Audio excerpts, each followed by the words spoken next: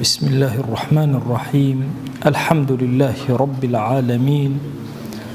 والصلاة والسلام على خير خلق الله محمد وعلى آله وأصحابه الكرام وتابعيهم بإحسان إلى يوم الدين. ربنا أرنا الحق حقا وارزقنا اتباعه وأرنا الباطل باطلا وارزقنا اجتنابه. ربنا آتنا في الدنيا حسنة وفي الآخرة حسنة وقنا عذاب النار. بەڕێزان و خۆشەویستانم لە خزمەت تەفسیری سوورەتی تەوبەیە لە دەرسی پێشووە باسی چەند یاسایەکمان کرد بۆ مەسەلەی ناسینی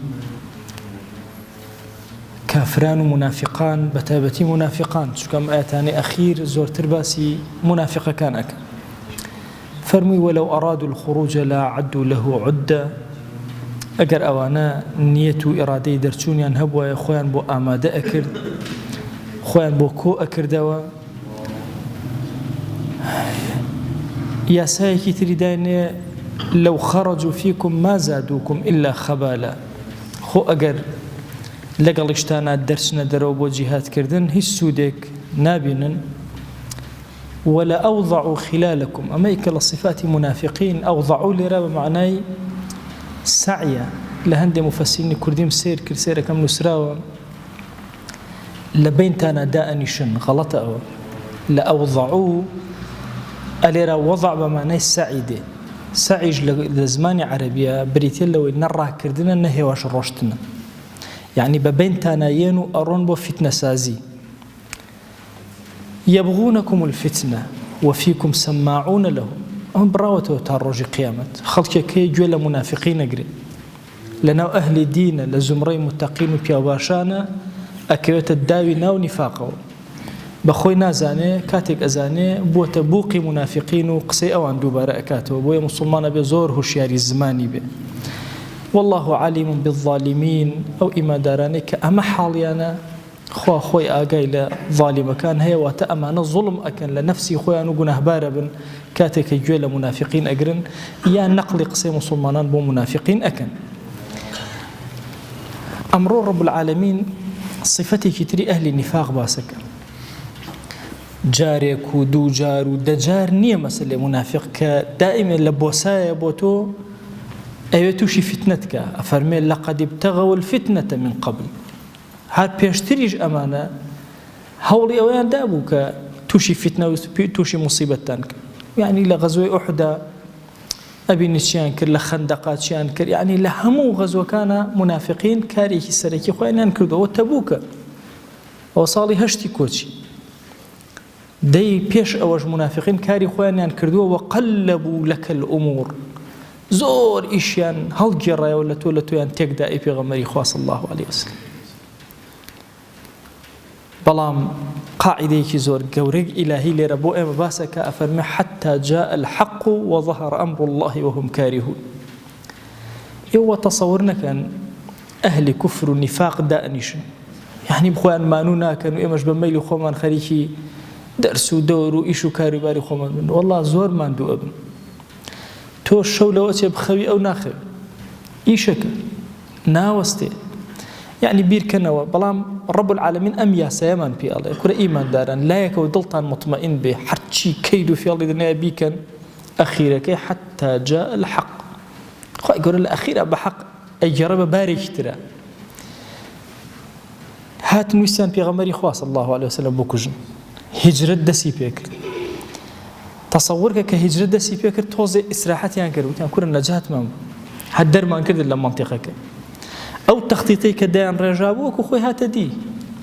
بەڵام دواتر زۆر بە خراپە بەسەر خۆیان ئاشکاوە. بۆیە یەکێک لە کێشەکانی ئەهلی کوفر ئەمەیە، ئەو تەختیتانەی کە دائەنێن بۆ ئیمانداران وەکو خۆی هێتە دی، بەڵام لە قازانجی موسڵمانان دوای ئەکشکێتەوە. ئەزان چی تاقەی موسڵمانانیان برد بۆ ئەوروپا لەم زەمانانەی ئەخیر، هەرچی گەنجی چاک و ئینسانی باش و خۆی ئیشی ئێستا نییە. لە سەرەتای ئیستیعماری بەریتانیەوە ئەم کارە دەستی پێ کرد، بەڵام نەتیجە کە سیر ئەەکەی ئیسلام وردە بەهۆی ئەمەوە لە ئەوروپایە بڵاو ئەبێت. تەرحیلی موسڵمانان بەدەسە جەمعی، دزینی مناڵی موسڵمانان زۆر کاری سیر کە کراوە. ئەی تەسەوور کە حیاتی سڵتانەکانی عوسمانی لە ئەواخیرەوە وەچەکانی سڵتان عەبدولحەمید ئەخوێنیتەوە کە چۆن کچەکانی و بەزمێینەکان بە زۆرە بەنە فەڕەنسا دوای وایە لێەکەن کە سوالکەن لەناو فەڕەنسا بەبێ نان بەبێ ئاو بەبێ ژیان لە نەتیجەیە خەڵکێک لەوێ سۆزی بۆیان ئەجوڵە لێیان نزیک ئەبێتەوە ئیمانە هێنە لەسەر دەستیان لە هیندستانە ئەزانن بەریتانیا چی خەڵکێکی موسڵمانی بردووە بەرەو ئەفریقیا بۆی ئەفریقیا پێ داگیرکە کەچی ئیسلام بەهۆی ئەوانەوە لە ئەفریقیا زیاتر گەشەی کرد و تەشەنەی کرد بۆیە بەردەوام ئەهلی کوفر لەم کارانایە محاولە ئەکا هەوڵ ئەدا کارەکانی تۆ ڕاگرێ ئەهلی نیفاق ئەمە کاریانە بەڵام خوا جەل جەلالوه هەموو جارێک کارەکان بە باری خێرە هەیە تەسەوور کە جاری وا هەیە لەوە ئەچێت کەسێک یە جاسوسیت بەسەرەوە ئەکا حکوومەت پارەی ئەداتی هەموو شتێکی تەنزیم کردووە لە نەتیجە بە کاری مسلمان بە خێری مسلمانان دەرەچێت ئەمە سنەتێکی ژیانە مسلمانان ڕازگۆ بن لەگەڵ ڕەب العالەمینە ئیلە نەتیجە بۆ ئەوان ئەبێ بۆ یەکێک لەو شتانەی کە کافران زۆر پێ بێزار ئەبن وەهم کاریهون زۆر بە زەحمەت ئەبێ لەسەر دڵ و دەرونیان ئەو خوتە ئەو تەخیتایە کە ئەیکێشن کە زۆر جوانیەتە دی بۆیان ئیشەکان هەمووی ڕێکوپێک ئەڕوا لە ئەخیرا بە نەتیجەی مسلمانان دەرەچێت جاریوە هەیە چەندین کەس پەروەردە ئەکەن بۆ ئەی ئەهلی دین بەلا ڕێیابەرن بەڵام نەتیجە ئەهلی ئیمان هەر ئەمێن نەسڕەتی خوا هەر ئەمێن بڕواکەن ئەم چەند ساڵی ئەخیر ئەو ئیشەی کە لەسەر میلەتی کورد کراوە بۆ فەوتانی و گەنجی و دوورکەوتنەوە لە دین عەقڵ ئەوەستێ ئەو هەموو تەخطیتێگەر ئەو هەموو پارە سەرف کراوە نەتیجە چی مزگەوت هەر ئاوەدەن هەر با پێیان ناخۆش هەرچی ئەو هەموو بوقەیان داناوە بەس بۆی خەڵک دوورکەوێتەوە لە دین هەر گەشەی دین ئەمە بانگێکە محەممەد المستەفا عەلەیهی السەڵات وسەلام داوێتی چۆنە کوژێتەوە بۆیە ئەفەرمێ ئەم منافقینە هەر ئەمە نەبوو لەم شوێنە جۆرێک لە نیفاقکەن و تەواو ناوەڵا هەر پێشتریش خەریکی ئەو بەزمانە بوون حتى جاء الحق وظهر أمر الله وهم كارهون ئەوان هەموو جارێک ئەم بەزمیان بەسەرایە تەختیت دانێن و نەتیجەی نابێ و تێر خەفە دەچێ بە ناخی دڵیان ئومەتی ئیسلامی 100 ساڵی ڕێکە ناڕەحەتی زۆر گەورەی بینیوە یعنی بڕواکەن ئەوەی بەسەر ئەم میلەتە هاتووە کە ئەیخوێنیتەوە بەسەر هەر گەلێکی ترابێ هەپرونەبێ بەسەر مەسیحێتە بەهاتایە هەر تۆزیشی نەئەم بەڵام دیقەت بدە گەشەیەکی زۆر گەورەی ئیمانی جار بەجار پرتەو ئەدا ئێستا ئێمە لەم شوێنە دانیشتوین ئەڵێن تۆ بڵێ ئەفریقا کۆمەڵی خەڵکی تیابێت داوەکە تەسەور ئەکەن گەنجی 16 ساڵ و 17 ساڵ و 18 ساڵ لەناو ئەفریقایە قورئان و تەورات و ئینجیل و زەبور لەبەرەکەن بۆی مناقەشەی مەسیحیەت کرد ئەلەو شوێنە خوا ئەو نەسڕەتی خۆی ئەنێرێ لەناو یابانە سێرەکەی مەلایەکی پیر دانیشتو خەریکی تەفسیری قورئانە بە یابان لەناو ئەوروپایە سێرەکەی محەدیسێک سەرەکە بۆیە تەسەووری ئەوە کە ئەم دینە خاوەنێکی زۆر تایبەتمەند کە بە تایبەتمەندی سەرپەرشتی دینەکەی ئەکە کە بریتێ لە ڕەب العالەمین و بریتێ لەو بانگەی کە پێغەمبەری خوا صلی الله علیه وسلم داوێتی بۆیە ئەم پڕبەرەکەتیە لەناو کاروبارە ئەبی ماوەسایەکم هەبوو ماوەسا شێخ عەبدوڵڵای گردەسۆری قسەی خۆشخۆشی هەبوو خوا عەفوی کە وەفاتی کردووە تەقریبەن 97 ساڵە عومری بوو وەفاتی کرد پیاوێکی زۆر ساڵح بوو هەموو جارێ ئەوی ڕۆڵە مەترسن دین تاوتاوە ئەوی خەمتان نەبێ وەکوور ماوەسا دین تاوتاوە چۆن نەبێ ئەی بەخوا ڕۆڵە لە کۆیە بوون بە مەلە ئەو هەموو حاشیەم لەبەر کرد و ئەو هەموو کتێبە عیلمم لەبەر کرده بوو ئەی بوون بە مەلە کەس نەبوو نوێژم بە دواوە کرد بانگوێژێکم هەبوو بانگی ئەیە شوێعی و نوێژی نەیەکرد ئەوی زوو کە دەی نوێژەوە دەرگای مزگەوت داخ ئەی بە تاقی تەنها هەی وەڵای ڕۆڵە جاری وا هەبوو لە مزگەوتە ئەمامەوە دەی بەشکم یەکێ بێ ئەوی کەس نەبوو بۆی عوزرم نەبێ لای خوا ئەچمە لەگەڵ خێزانمان نوێژمە کرد جا سوعبە چی بۆ خێزان بکەوتە تا عادە منیش ئەکەوت تازە نوێژم پێ نایکرا بە جەماعەت ئەوی سبحان الله لەو ئەخیرەوە کابرای بانگوێژی شوێعی ئەویش نەئەهم ئەوی خۆم ئەچوم دەنگم زۆر ناخۆش و بانگم ئەدا و چاوەڕێمە کرد چاوەڕێمە کەس نەبوو بەجێمە هێشت دەرگای مزگەوتم دائەخست ئەی وەڵای هەل لەو مزگەوتەیە 7 وەجبە فەقێم ئیجازەدا خوای گەورە باری بە بارێکی ترە هەڵسووڕە پڕ ئەبوو لە گەنج مناڵ ئەهاتن دەرسی فەقیهەتیم پێ ئەوتن وەجبەی تەخەڕوجێ کرد ئیجازەی مەلایەتیمەدا وەجبەی دووەم بەدوایە وەجبەی سێهەم بەدوایە ئەوی لەبەرەوە دین تاوتاوە لێ مەترسن ئەمان و ماوەسان مەلا نەما فەقێ نەما ناوی هیچ خەمتان نەبێ و خاوەنی هەیە خۆی ئیشەکە تەکبیرەکە لەوە چێ لەویا پێویستکە کەم بێ لێرە پێویستەکە زۆر بێ لێرەوە مەجموعەی موسڵمان زەربە ئەخۆن لایشترەوە خۆی گەورە دەروی خێر لە موسڵمانان ئەکات بۆیە ئەم ئاەتە پیرۆزە زۆر دڵخۆشکەرە یعنی کافران و منافقان هەموو ئاوا یەکیان گرتووە هەمووی هێرشەکەنەوە سەر ئومەتی ئیسلامی چۆن لە شەڕی ئەحزابە هەموو کۆبوونەوە بێزەبت ئاوە لەگەڵ ئەوەشە رب العالمین ئەفەرمێ ئەمە پێشتریش ئەنواع جۆری فێڵ و تەڵەکە و فیتەنیان بۆ موسڵمانان دانا لە نەتیجە خێرەکە هەر بۆ موسڵمانان اینجا یەتەوە سەر مەشهەدی ناو تەبوک و ئیزن خواستنی منافقان طبعا منافق بایی ئەوە عوزرێک ئەدۆزێتەوە کە نەیە بۆ جیهاد لە پێناوی خۆیە عرضم کردن لە هەموو غەزوەکانە پێغەمبەری خوا صلی الله علیه وسلم نەیەوت بۆ کوێ ئەڕۆین لەم غەزوەیە پێوتن ئەچین بۆ جەنگی ڕۆم ئەچین بۆ شام شوێنێکی دوور گەرم ناڕەحەت جێشێکی گەورە ئیعلانی کردبوو ئیتر یەکە منافقین زنوقیان چوو ئەم ڕێگە دوورە نابڕێ لەبەر خوا نەبێ ئەم زەحمەتێ ناچێژرێ بەم گەرمای هاوینە ناکرێ ئەهاتن ئیزنیان وەرەگرت ئەفەرمێ هەندێک لەوانە ومنهم من يقول ائذن لي ولا تفتني هەندێک لەوانە ئەهاتن ئەیان و کورە ئیزنم بەرەوە تووشی فتنە مەکە ئەی پێغەمبەری خوا صلی الله عليه وسلم دوو تەفسیر بۆم تەفسیرە ئەم ئاەتە پیرۆزە کراوە ئەفەرمێ مەجموعەیەک ئەهاتن ئەیان و ئیزنمان بدە لە منافقین نەکەی ئیزنمان نەدەیت و تووشی فتنە بین بەخوا ناتوانین بین دوای بێ ئەمری تۆشەکەین و گوناهبارە بین و قوربان باشە ولا تفتني ئەوە معناکەیەتی ئیزنم بدە و تووشی فتنە مەکە لەوەی کە ئیزنم نەدەیت چونکە ناتوانم بێم چارم نییە یەکی ئەو ماڵم نییە یەکی ئەو سەرۆتم نییە هەندێکتر ئەفەرمونە مەجموعەیەک لە منافقین بە تایبەتی جەدی کوڕی قەیس کە یەکێکە لە ئەوانەی کە لە نیفاقە ئاشکرا بووە طبعا هەندێک منافقینی ئاشکرا و هەندێک منافقینی مشتبه عەلەیهی هەن لەناو مەدینە یەکێک لەوانەی کە ئاشکرا جەدی کوڕی قەیسە ئەڵێ هات وتی والله من خۆم لە بەرامبەر ژنا پێ ناگیرێ ئەمە ڕاستیەکەیەتی هاتووم بەخوا بیستومە کچی ئەوانە زۆر جوانە وەلا تەفتنی تووشی فتنەمەکە بەخوا بێم لێ خۆم پێ ناگیرێ ئەڵێ بەم ناوە خۆی دزیەوە بەم فێڵەوە خۆی گەورە لە قورئانە تۆماری کرد ومنهم من يقول ائذن لي أي بيغمري خوا إذن بدا ولا تفتني توشي فتنة مكة ألا في الفتنة سقط رب العالمين فرمي فتنة لما فتنة ترنية بيغمري خوا صلى الله عليه وسلم بيان بلا آدي ورن بو جنگ و جهاد والنين ألم فتنة أمان ساقط بنطاو كوت خدي أما خوي امتحان بو أوان تيا كوت لامتحانك كوتن درنجون اوان انو توشي امتحاني قرص مان مكا بس خوي لامتحان قرصك امان كدرنجون كوتون وان جهنم لمحيطه بالكافرين وشي حوطاء لقراني بيروزا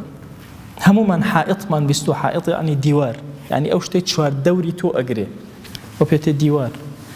باشا بيوتري حائط يعني هندجرها لبين يكتالن احتياطك احتياط شيء يعني بهر شوار لا خويا بهمو لا خويا او سيرك باش نو كتوشي مصيبته به خوي حفظك ام في احتياط القران افرمي انه بكل شيء محيط بس خوي قورك انه بكل شيء محيط حتى شيء هي لسر زوياك تو ايه رب العالمين هر همي اقال محيط عليه شون شو ام ديوارانه شوار دوري ايمان قلتوا اهو رب العالمين ود درشتي مشتكاني اقالي يان افرمي احاط بكل شيء علما علمي خو جل جلاله احاطه كله بس هموشتك طبعا يمدو علم من هي علمي مطلق من هي كبيوتي علمي قديم لا علمي كلام واي بيوتي ولا علمي منطقي شهر واي بيوتي علمي خو نابي وصف دار كده بهيج وصفه شون بو بيوتا العلم المطلق علمي الروت بس علم چونك اگر زمني بيو بني ناكات علمي خو الزمن خو دروسي كدو علمي الزمن يجل الله خويا جل جلاله يسمى هم علم مستقبل مانيه بس كاتك الين خو عليمه علمك زور جواز لا علمي ام او علمك مطلقي هي الزمن ناخرنته هر یەکێک لە ئێمە کۆمەڵە شت هەیە مەستورە لە پێشچاوی نایبینێ علمی پێینێ ئیدراکی پێینێ بەڵام رب العالمین علمەکەی محیطە هەر چوار لاو هەموو تەرەفەکانی ئەبینێ بۆیە أحاط بكل شيء علم زمن مكان ئەمانە هیچی علمی خوا ناگرێتەوە علمی خوا خۆی مەکانی دروست کردووە خۆی زمانی دروست کردووە بۆیە رب العالمین کە ئەڵێن عەلیمە کە ئەڵێن أحاط بكل شيء علما هەرچی شتە هەر هەمووی چواردەورەی گرتووە علمی خوا جل جلاله وشەی محیط لە زمانی عەرەبیە بۆ ئەجسامیش بەکاریە بۆ علمیش بەکاریە یعنی بۆ معنەوی و بۆ مادی بەکاریە دایکێک لەوە ئەچێت تون باوەشکا بە مناڵەکەیە بڵێن أحاطت بولده باشە تون أحاطت بولدها تون ئەوە باوەشی کردەوە بە مناڵەکە دەوری مناڵەکەی خۆی گرتووە ئەوە جسمە احتیمالیشە بە باوکێک بڵێن أحاط بعائلته ئەم باوکە ئیحاطە خۆ دەوری ماڵەکەی خۆی نەگرتووە بەڵام بە عەقڵ و فکر و مێشک زۆر مانووە لەگەڵ ماڵ و مناڵەکەی خۆیە بۆیە لە ڕووی معنەویەوە دەوری مناڵەکانی گرتووە بابێنەوە خزمەت ئاەتە پیرۆزەکە ئەفەرمێتی وإن جهنم لمحيطة بالكافرين بالكافرين احتمالي هي مفعول به احتمالي هي فاعل به يعني كافران دوري جهنم يان قرتوا يا جهنم دوري كافران قرتوا هذا تفسيرك أكري شون كافران دوري جهنم يان قرتوا يعني أو أسباباني كهي جهنم أو اندهن وأوانش دسيان تيخسوا لأنا أسباب كان كأنما بدوري جهنم واستوان هاكا كتنا ناوي يعني أوان كمشهورة وإن جهنم لمحيطة بالكافرين جهنم أهوى دوري قرتون هر أوان دائريان بجيهج لنا جهنم لنا عذابا أليرا سرجتان بوشتك رأيك يشمك باسي منافقة كان أكا كشي عليه وإن جهنم لمحيطة بالكافرين هو باسي منافقة كان أكا ومنهم من يقول أذن لي ولا تفتني ألأ في الفتنة سقطوا لدواء ما أفرمي وإن جهنم لمحيطة بالكافرين كوابو منافقي أصلي لبنة وكافرة للسروا إما أحكامي إسلامي أدين بسرة لبنة ولا حقيقتها كافرة تصورك الزريق إيمان بخوالة ضليانية بلام عبادتك طاعتك لقلتوا يا الله سيداني شيء أحكامي الظاهري أحكامي كسيكي أدين بسرك أم كسا إيمان دارة بلام لبنة وأم كسا كافريكي طواوة بويا لآية بيروزك أفرمي وإن جهنم لمحيطة بالكافرين كوابو أنا صفتي كفريا لبنة وهي كلا يخوأ جل جلاله بكافر حسابك طبعا همو أعمال إنسان همانا أعمال كان لا إيما قبول نية لا يخوأ قبوله يعني لظاهرة قبول نية لباطنة قبوله هندي الأعمال كان لظاهر وباطنة قبوله هنديك بعكسه لظاهرة قبول لباطنة قبول بل من هما نفر ما يشتي بيغمر جانمان صلى الله عليه وآله وسلم بسؤال خزمت يا أبوين كأفرمي عبدك أتشل الصحرايك واشتركي ونك وخواردنو حتى اشتتي بس واشتروي أقر أملا رأك بالصحرايا جاء الصحراء شيء خور بيني لنا الصحراء لنا خلو يتدرنا خلو أني شيطان حلني أقر نايدوزته بأميد به شاوري مرقك أو عندما عنده أبي توني أبي أكبر لبرت شاوكاته سيركا السيبري بسر سويتي كسيركاته سيركا أما واشتركيتي هاتوته لخوشي نازانت شبكة ناني هرچی شتێتی بەسەرەوەتی ڕێگای دووری ئەم بەم ئەی بڕێت ئەوەندە خۆشحاڵە بێ هاوارەکە خوایگیان تۆ عەبدی منی من پەروەردگاری تۆ سەری ئەو کەلیمەکە ئەفەرمێ ئەخطأ من شدة فرحه ئەوەندە خۆشحاڵ بوو هەتا وەکو هەڵەی کرد فعلا ئەمە هەڵەیە لە ظاهرە بەڵام لە باتینە ئەمەی لێ قبوڵە کرد وە جاری وایە ئینسان هەڵەکە ومجتهد كاتك هلاك هر أجرك ونسره خو هلاي كردو ظاهرا بلام هر أجرك ونسره باطنا لا يخوا قبول بو يزور كات إنسان كجناهباري بيني بسوق سيرينك لدرسي ترى أقعد أو باس كردو ك جاء لي واهيتو كسيك أبيني عاصية جناهبارة أم كس عاصية ببتشوك سير مك كي الله أم كسل النفسي لوامانية وجنگ لقل نفسي خوياك ألو كاتيك أو جناها كات وململاني لقل نفسي خوياك لتو قورتلك أخوت بيباش كعجبت هي برابر أخوت ويجاري وهي كردويق أبيني بأشكرا بەڵام لە بنەوە لای خوا زۆر قبول بۆیە لە ئەهلی تەسەووفە قسەیەکی ئەڵێن گوناهانێک هەن ئینسان ئەخەنە بەهەشت و تاعەتانێک هەن ئینسان ئەخەنە جەهەنەم جاری وایە کەسەکە گوناهی کردو بەڵام ئەمەندە پەشیمان و ئەوەندە شەرمەندەی بەردەم ڕەب العالەمینە بە گوناهەکەی خوا عەفوی ئەکات و خاتە بەهەشت جاری واشەیە کەسێ تاعەتی کردو ئەوەنە پیایە ئەنازێ و ئەوەنە سەیری تاعەتەکەی ئەکات و ئەوەنەی ئەڵێتەوە و ئەوەنەی باسەکاتەوە بەهۆی ئەو تاعەتەوە بەرەو جەهەنەم ئەڕۆ خوا پەنامان بۆیە جۆرێک لە جۆرەکان ئەوەیە کە لە ظاهیرە ئیماندارە لە باڵتینە ناوەڵە لە باڵتینە ئیماندارە لە ظاهیرە نا بەڵام سەیری منافقین کەن چۆن لە ظاهیرە ئەحکامی ئیمان ئەدرێ بەسەریانە دەوڵەتی موسڵمان فول بێ لە منافقە هەمووی ئەحکامی خەڵکی موسڵمان ئەدا بەسەریانە بەڵام کاتێک کە ئەچنەوە حوزوری خوا ئەحکامی کوفر بەسەریانە ئەدرێ وەکو کافر مامەڵەیان لەگەڵا کرد کابوو منافق لە حەقیقەتە کافرێکی تەواو صفەتێکی تری ئەهلی نیفاقمان بۆ باسەکە لە خزمەتی ئەوەسین کۆتایی بە دەرسەکە ئەهێنین ئەفەرمێ وئین تصبکە حەسەنەتون تەسوءه ئەمە قاطبەتەن صفەتی منافقانە ئەگەر چاکەیە نەسڕەتێ خوا نەسڕەتێکی دایتێ لە سوچێکە لە پەنایەکە ئەوان زۆریان پێ ناخۆشە کە تۆ سەر ئەکەوی وئین تصبك مصيبة أجر مصيبتي أمجار رويتي كذي يقول قد أخذنا أمرنا من قبل بخويا مزوفري خوما كوتين نما انهشتو شيء مصيبة بين كاك بيا بيع قلبي احتياط ما كذبوا أما زاني كاك أوان سركون لبنوا بيونديش من بكافران وهبوا وهم فرحون زود الخوش كاتك إيمان داران أبينن شكستهينا وزور الخوش كاتك وأبينن إيمان داران ناڕەحەتیان توش ئەبێ و ئەمان احتیاطی خۆیانیان کردووە پێشتر وهم فەریحون زۆر خۆشحاڵن دەی پێغەمبەری خوا صلی الله عليه وآله وسلم قل لن يصيبنا إلا ما كتب الله لنا بۆ ئێمە لەوە ئەترسین تووشی مصیبەت بێ بۆ یەکەم ڕۆژ کە ئیمانمان هێنا و دەستمان گرتووە بەم دینەوە لە پێش چاومان نەبووە کە ئامادەین خوێن و ڕۆح و هەموو شتێکی خۆمان لە پێناوی ئەم دینە پیرۆزە سەرف بکەین بۆیە هەرچیەتە ڕێمان لە باش و خراپ لە نەسڕەت و غەیری نەسڕەت قل لن يصيبنا إلا ما كتب الله لنا هو مولانا كورە ئەوەلی ئێمەیە ئەو سەرپەرشتیکاری ئێمەیە وعلى الله فليتوكل المؤمنون بس لەسەر خوا جل جلاله ئیمانداران پشت ئەبەستن و تەنها بەو پشتیان قایمە ئەمە یاسایەکی زۆر گەورەیە بۆ منافقین ئەوێ بیان ناسینەوە والله ئەهلی نیفاق ئەگەر موسڵمانان ناڕەحەتییان هاتە ڕێ تۆ پێت خۆش بۆ ئەو صیفەتی نیفاق زۆر هوشیار یان ئەگەر هات و حەسەنەیەک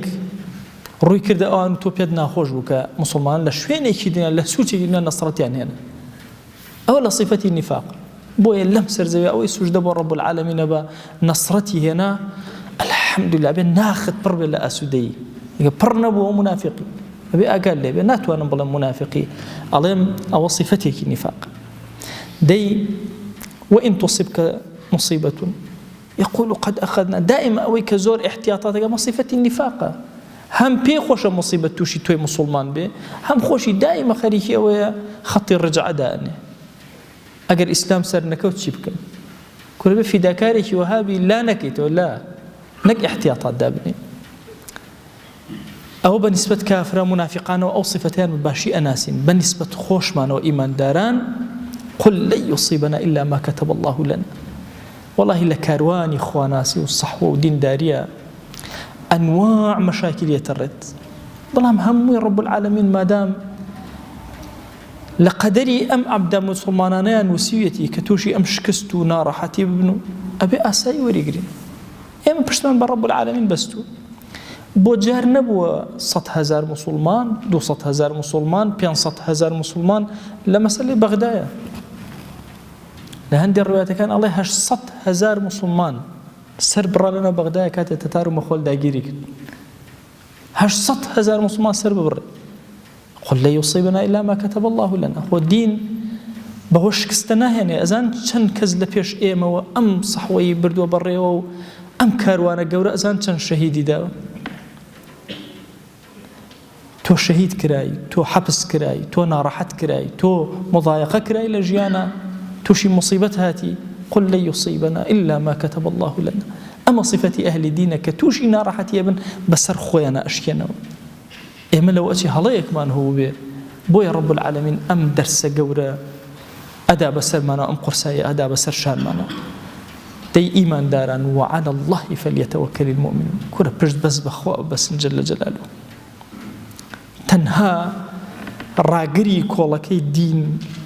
لنظري أهل إيمان دارا بس بيوسي برب العالمين بيوسي بمواد ونية وبمادة ونية وبدنيا ونية لقل أوا مسلمان احتياطاتي خويك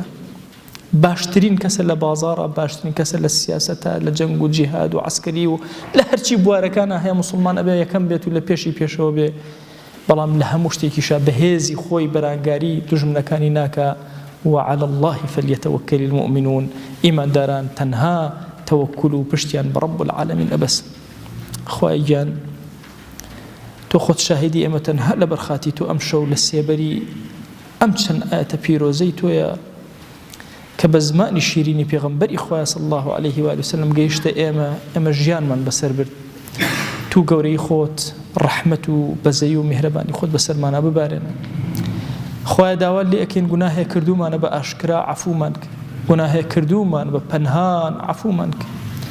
قناه نمان زاني كرد مان عفو مانك قناه زاني مانو بشرم بن برانبر بتو يا إلهي عفو مانك إلهي داوال لي أكين بناوي جوانت بصفتي برزة باسم عظمت صلاوي أما جسي أما بقينا بيغمبري خواه صلى الله عليه وسلم يا إلهي يكنا ومن لخزمتي أبينا يا أكرم الأكرمين بخوا پروردگارا دڵمان تاسەی بینینی ئەو ئەکا بۆ شەوقی دیداری ئەو دڵمان ئەشنێ یا ئیلاهی شەوقی دڵی ئێمەی پێ بگێنە یا ئەکرەم الئەکرەمین خوای گیان ئەگەر چی ئێمە شایەن نین بەڵام هەمیشە سەیری ڕەحمەتی تۆ ئەکەین یا ئیلاهی بە ڕەحمەتی خۆت داوات لێ ئەکەین بەم گەنجەتەو بەکارە جوانانە بەم مناڵە بێگوناهانە بەم وەسپیانە یا ئیلاهی هانای ضعیفی بۆ تۆ بەرزەکەینەوە بە هانامانەوەرە يا إلهي أمتك في غمري خواص الله عليه وآله وسلم أمر شياطين إنس جن كافران ومنافقان جهان هم كوبنا توبة سرمانه بخوات شاريك من نيتنها تو نبي يا إلهي بخوات تروكا يقلم سرزويان نبي تنها تروكا يا رحمتي تو نبي دا إلهي نصرد بو أمدينة بجر يا أكرم الأكرمين خواي كان كافران جهان أنا من الله كان من فوتين يا إلهي هانا من برحمتي تو يا خومان ومالو منالو دينك من تسليم بتو أكن يا رب العالمين يا إلهي قد سبارد لا توزع نبوة وإمش إيماني خومان سباردي تو كرت إيماني خوشويستاني خومان سباردي تو كرت دا يا إلهي بارزراو منك يا أكرم الأكرمين خواهي جان أمولات اجتماعي إيما بياوي زور قولت يا أخواني رشتو ماندوب هەتاوەکو ئەم پەیامەشی نەگەیشتۆتە دەستی ئێمە تو گەورەی خۆت شەرمەزاری بەردەم دیوانی خۆتمان مەکە یا ئیلاهی بەسەری بەرزەوە بمانگەرەوە لقای خۆت و بمانگەڕە لەو کەسانەی کە تۆ لەیان ڕازیت و پەیامەکەی تۆیان گەیانوە یا رب العالمین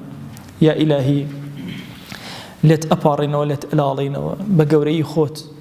چی چاکە بۆ دنیامان بۆ دینمان پێمان عەتاکە چی خراپە بۆ دینمان بۆ دنیامان پەنامان بدەلێی